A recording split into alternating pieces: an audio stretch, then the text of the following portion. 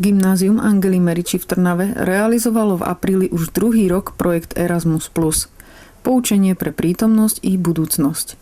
V Trnave sa stretli učitelia z 8 európskych krajín. Fínska, Grécka, Litvy, Poľska, Slovenska, Španielska, Talianska a Turecka.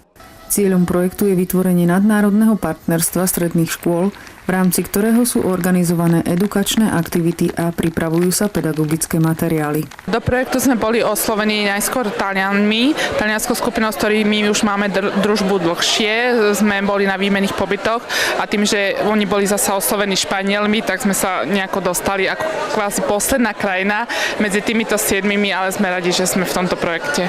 Niektorí naši študenti cestujú do jednotlivých partnerských krajín, kde spolu s ich rovesníkmi navštevujú či už miesta spojené s tematikou, spojené s holokaustom, učia sa o ľudských právach a spoznávajú sa navzájom, učia sa tolerovať, jeden druhého využívať angličtinu. Súčasťou projektu bol aj 6. ročník etického sympózia Cogito ergo sum pod názvom Veriť alebo neveriť? To je otázka.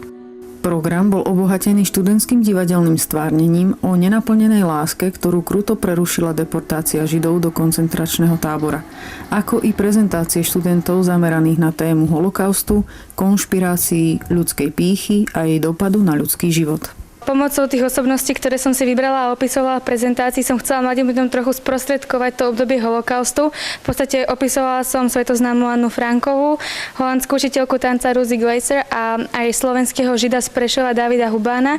Hlavnou prednáškou bolo vystúpenie Lucie Hidvegiovej na tému prepojenia judaizmu a kresťanstva. Minulý rok bol dôležitý, pretože išlo 50. výročie druhého Vatikánskeho koncilu, na ktorom sa naozaj začala taká nová éra v židovsko-kresťanských vzťahoch. Kresťania začali prehodnocovať to, čo učia o Židoch, o judaizme, ako ich vnímajú. So židovskými učiteľmi a spolužiakmi som študovala, bývala.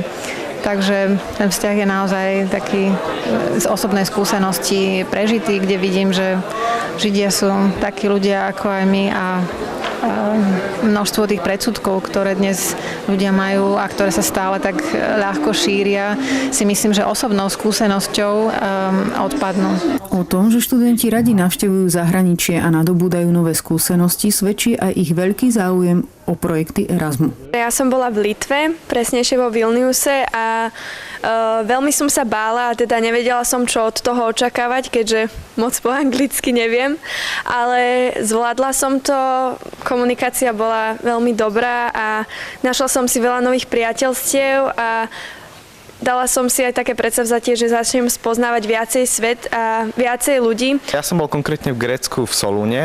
Tieto výmenné pobyty mi dali veľa nových známostí a taktiež aj nových skúseností s mentalitou ľudí z rôznych krajín na jednom mieste.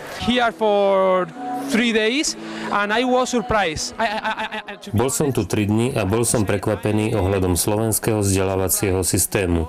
Som si istý, že táto stredná škola Angely Meriči je výnimka, títo učitelia, žiaci a iné veci sú perfektné. Žiaci sú veľmi múdri a vzťahy medzi učiteľmi a žiakmi sú najlepšie, aké som kde videl v Európe.